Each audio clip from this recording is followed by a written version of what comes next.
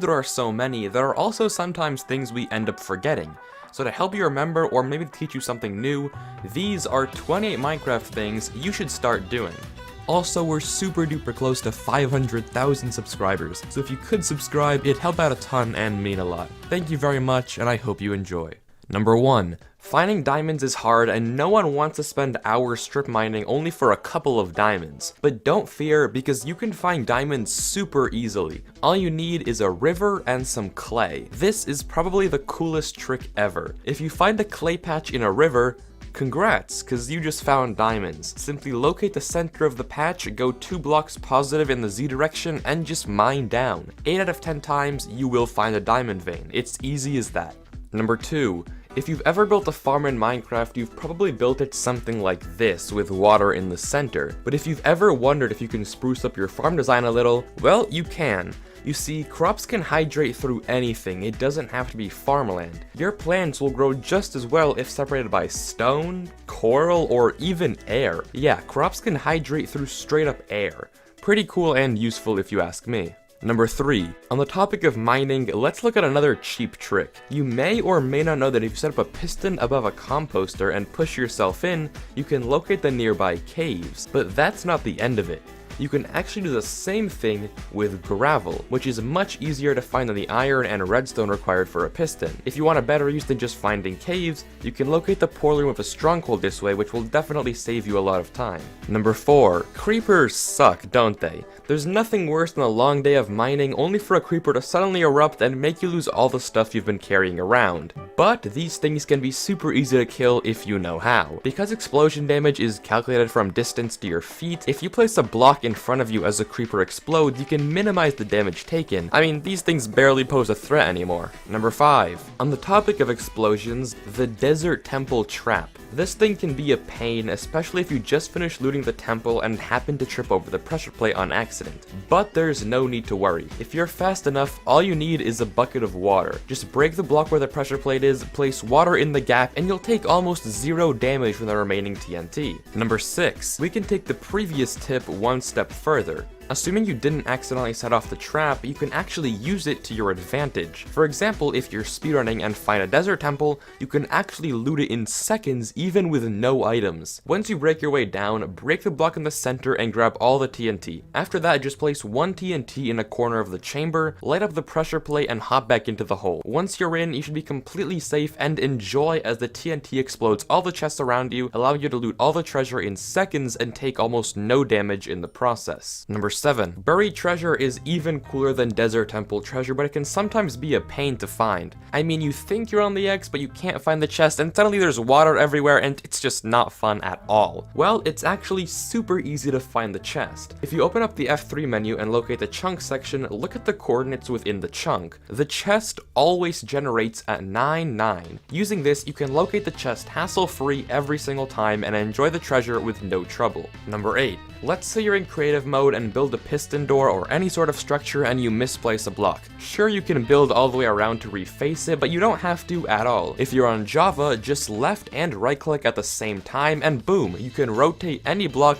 just like that, hassle-free. Number 9. Moving villagers can suck. These guys always seem like they don't want to cooperate with you. And who wants a mending book when it will cost you 5 hours of time maneuvering them around? But as per usual, it doesn't have to be this hard. If your villager has a profession, he'll follow you temporarily whenever you open his trade interface. Using this, you can actually get him to follow you through hallways and even up staircases. I really wish I'd done this earlier, it's really easy to do and can save a lot of time. Number 10. Have you ever built something high up and then realized you wanted to build a layer down but you have no water? Well, perfect, because there's another way to do that and it's pretty easy. All you need is 2 trapdoors. If you go a block out and place a trapdoor on the bottom half of the new block, and then place another trapdoor on the top half of the old block, you can then get right on the edge and go into crawl mode. While you're there, shift right clicking on the top of the upper half trapdoor will place a block below it, allowing you to staircase or build downwards. Once you're done, just remove the trapdoors and repeat to your heart's content. Number 11. After using a sponge to collect water, you may know that putting the wet sponge into a furnace gets you a dry sponge again. However, what you might not know is that once you have fuel in the furnace, you can then put an empty water bucket underneath and recollect the water. You can even do it all in one go if you have a lava bucket to spare, since it automatically empties when you use it. Just make sure you put that excess lava fuel to good use. Number 12. Lava is the most abundant resource in the Nether, and water is the complete opposite. Apart from placing it in a cauldron, there's no other way to get water in the Nether. Or is there? Using a glow lichen, if you place down lava and then a glow lichen on top of it, it will actually form water in the Nether. Sadly, this glitch only works in several snapshots and was recently fixed, but hey, if you want to break Minecraft for your friends, this is a good way to do it. Number 13. While searching for something in the ocean, it's oftentimes hard to see underneath the surface. However, if you toggle into F5 mode while in a boat and slowly move your camera backwards, you can adjust it so that your view somehow removes all the murkiness, illuminating the ocean floor for you to see. This is used by a lot of speedrunners to locate an underwater stronghold, and you can do just the same thing. Number 14. The same thing works in lava, and not just water. Building in lava can suck, especially if you don't know what's around you, but if you set up a slab on the bottom half of a block over a lava lake and splash yourself with fire resistance, you can pop underneath and see the entire lava floor without any blur or distortion. This is great for mapping out nearby terrain and giving you a good idea of how much space you have for your fiery contraptions. Number 15. Minecarts are a fun way to travel but can end up being pretty expensive when you have to craft so many powered rails. And what's the point of building a roller coaster for your friends if it leaves you broke afterwards? Well, luckily it doesn't have to. If you place a pig with a saddle in a minecart, it becomes a superior form of transportation. You can control a pig with WASD and they can go as fast as powered rail minecarts, but on regular rails. Not to mention, it can climb up and down slopes with no problem. Plus, it doesn't even need the rails, that's just a bonus to go faster. Now your coasters can be exotic, custom, and most importantly, cheap. Number 16.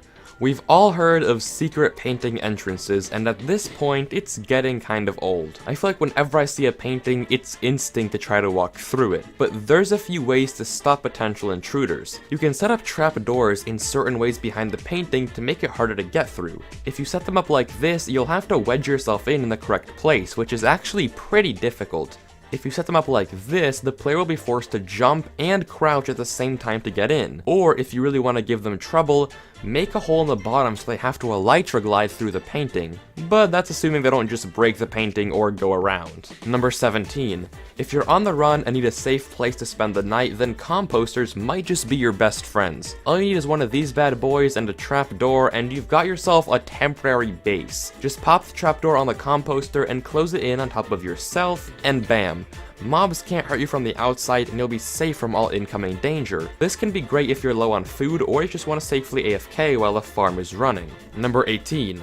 Chorus fruit don't seem like that good of a food source, but they're actually really useful. You see, chorus fruit will actually teleport you to the nearest solid block in an 8x8 area, or a random one. Meaning, if you're falling from a great height or even into a pool of lava, eating one of these will teleport you back to safety, even if you do have to extinguish yourself after. So the next time you're in the end, grab some of these to keep handy at all times. They'll probably save your life one time. Number 19. An often overlooked block is the campfire. I mean, this thing is literally an infinite furnace. At least for food, so maybe an infinite smoker. It doesn't require any fuel to use and can smelt all your meat for you. And if you accidentally put it out, no big deal.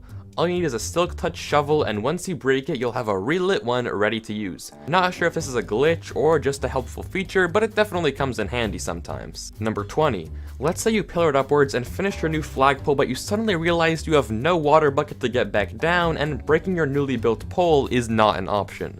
Well, don't fear. Using honey blocks, TNT, or really any block, but those work best, you can descend any structure by placing and breaking them over and over.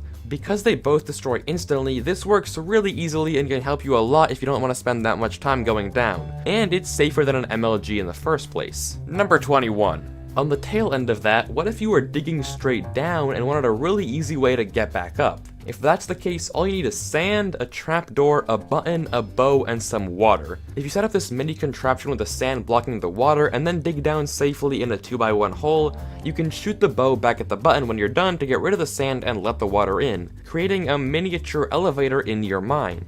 Super useful if you ask me, and can save you a lot of time getting back up. Number 22. There's a ton of prisons going around on YouTube and you want to make one of your own, but they're just so massive. Well, there's actually a really easy solution. You just have to beat the Ender Dragon twice. Okay, maybe not that easy.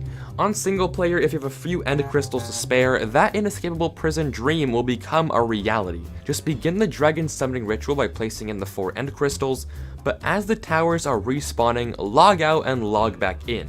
You can then push the new End Crystals with pistons all the way through the portal and back home. The best part? They're now completely indestructible, so trapping your friend in a room with one of these will make it nearly impossible to get out. Yeah, pretty easy prison. Number 23. As you could probably tell from this video, trapdoors are super useful, and they have even more potential benefits. If you place them facing inwards as walls, you can make an animal pen that mobs can hop into, but for some reason they can't hop out of. It's a strange and cool feature, plus it has no effect on you, so this could be your new pen if you want. Number 24. Using a chicken on a lead and some carefully adjusted boats, you can make a completely safe void platform. A home in the void. Just break the block with the chicken on it, leash it to a fence, and then adjust all the boats so they go neatly in the corners. Now break the slabs underneath the boats. Hitting F3 and B to toggle hitboxes can help in breaking the slabs. Once you've finished, you'll have a nice habitable spot to relax in and enjoy the abyss. Number 25. Lingering potions can be expensive. I mean, you need Dragon's Breath, and even then you can only make so many. But if you have a creeper, that will do the job just as well. If you throw any splash potion onto a creeper and then blow it up, it will leave a lingering effect of whatever that potion was. Granted, I don't know when you'd ever use this, but it might come in handy. Who knows? Number 26. If you're making a map of your base and want to show it off, or just make it look nicer, consider this. If you rename a banner in an anvil and then place it down, right-clicking on the banner with the map will make a visible waypoint with whatever name you chose appear. Now you can label your world to make it easier to navigate or locate things. Number 27.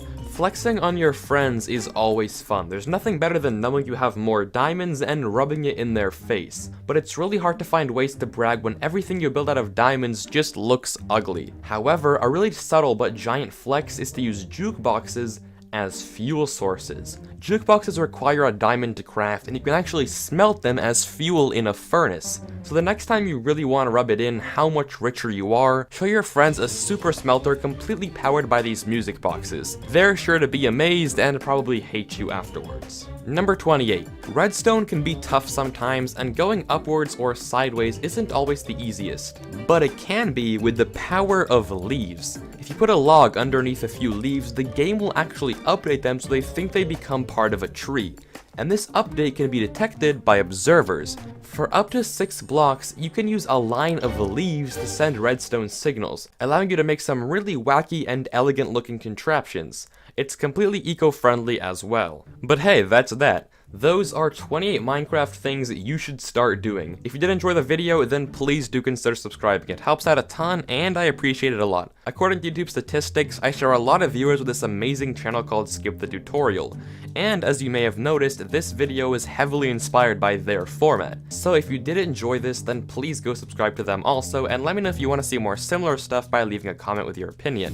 If this video does well and it turns out we do share a big audience, then I'll continue doing more, but not that many because I don't want to completely rip them off. But that said, thanks again, I'll see you next time, thank you so much for watching, peace out, and have a good one.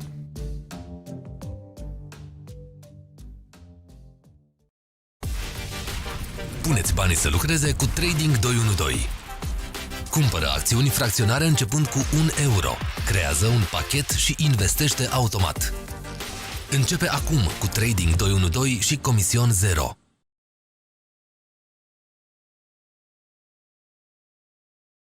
OLX e locul în care găsești cel mai mic preț pentru produse noi și second hand. Economisește sume mari folosind aplicația OLX. Instalează-o acum!